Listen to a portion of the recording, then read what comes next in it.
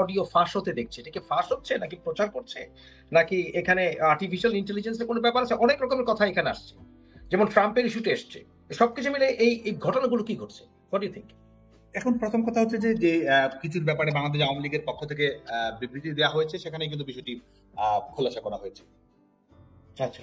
আ আরেকটি বিষয় হচ্ছে সর্বশেষে যে বর্তমানে বাংলাদেশের রাজনীতি যেদিকে যাচ্ছে, যেদিকে এগুচ্ছে, বিভিন্ন রাজনৈতিক দলের কর্মীরা ঐক্যবদ্ধভাবে অনেক ক্ষেত্রে তারা দেখা যাচ্ছে তারা নিজেদের ভিতরে গন্ডগোল হচ্ছে। যেমন আমরা ছাত্র দলের বিভিন্ন সংগঠনের ভিতরে আভ্যন্তরীণ আমরা মারামারি দেখতে পাচ্ছি বিভিন্ন জায়গায়। চাঁদাবাজি হচ্ছে বিভিন্ন জায়গায়। এটাও সত্য।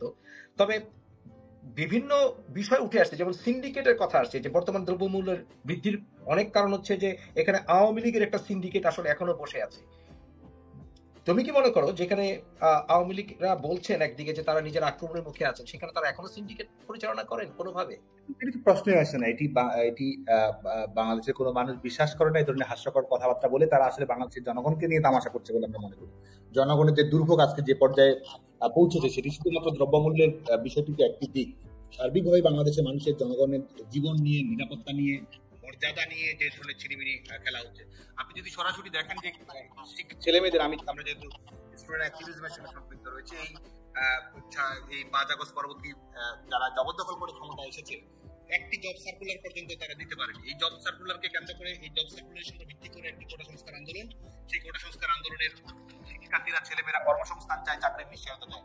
সরকারি চাকরির কোনো সুযোগ তারা নেই, বরং এর আগে সরকারি চাকরিতে অংশগ্রহণের যে সুযোগ বাংলাদেশের ছেলে মেয়েদের ছিল, আজকে সেই সুযোগটি কিন্তু সীমিত করা হয়েছে। একদিকে বয়স বাড়ানোর তারা মূলা ঝুলিয়েছে, আরেক দিকে কতবার অংশগ্রহণ করতে পারবে সেটির এক ধরনের তারা কিন্তু এক ধরনের প্রেমবন্দি করে রেখেছে। এর বাইরে বেসরকারি খাতে বাংলাদেশের ছেলে মেয়েদের চাকরির সুযোগ ছিল, বেসরকারি খাতকে কিন্তু পুরো ধ্বংস করে দেওয়া হয়েছে। বাংলাদেশের ব্যবসা বাণিজ্য, কলকারখানা, পরিবেশ, নিরাপত্তা কোনো কিছুই কিন্তু আজকে নেই। এবং বাংলাদেশের মানুষের সামাজিক নিরাপত্তা খাতের আওতায় বাংলাদেশের যে কয়েক কোটি মানুষ ছিল, যারা হয়তো বার্ধক্য ভাতার আওতায়, যারা হয়তো প্রতিবন্ধী ভাতার আওতায়, যারা হয়তো বিধবা ভাতার আওতায়, যারা হয়তো নারীদের জন্য বিভিন্ন প্রণোদনামূলক ভাতার আওতায়, যারা হয়তো গৃহহীনদের জন্য আশ্রয়ের যে ব্যবস্থাপনার আওতায় ছিল, সোশ্যাল সেফটি নেটওয়ার্কের আওতায় যারা ছিল, সবাই কিন্তু আজকে এই সোশ্যাল সেফটি নেটওয়ার্ক থেকে তাদেরকে বাইরে ঠেলে দেওয়া হচ্ছে।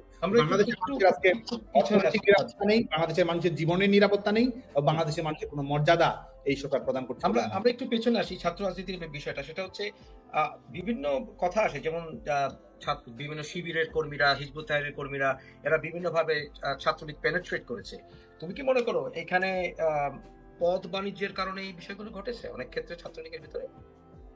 না, পদ বাণিজ্যের বিষয়টি নয়। আমি যেটি মনে করি সেটি হচ্ছে যে পদ বাণিজ্য হয়নি তাহলে কোনোভাবে? এটি আমাদের দুর্বলতা রয়েছে, আমাদের দুর্বলতা অবশ্যই রয়েছে। কারণ সেটি হচ্ছে যে ছাত্রলীগ বা মূলধারার অপরাপর ছাত্র সংগঠনগুলো যারা রয়েছে, আমাদের ক্যারেক্টারটি হচ্ছে পাবলিক ক্যারেক্টার। আমরা গণমুখী ছাত্র সংগঠন, সেটি আমাদের ডোরটি সবসময় ওপেন থাকে। স্ক্রিনিংটা আমরা সাধারণ শিক্ষার্থীদেরকে আমরা ছাত্রলীগের কর্মকাণ্ডে ইনক্লুড করি এবং সেটির মাধ্যমে আমরা আমাদের কর্মকাণ্ড পরিচালনা করি।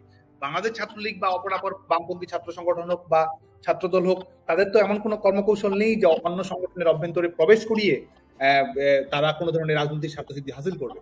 সেখানে ছাত্র শিবিরের যে সাংগঠনিক লক্ষ্য রয়েছে, সেই সাংগঠনিক লক্ষ্যের মধ্যেই রয়েছে তারা, সেটি ছাত্রলীগ হোক, সেটি ছাত্রদল হোক, সেটি বামপন্থী ছাত্র সংগঠন হোক, সেটি সাংস্কৃতিক সংগঠন হোক, সেটির মাধ্যমে তারা অনুপ্রবেশ করাবে।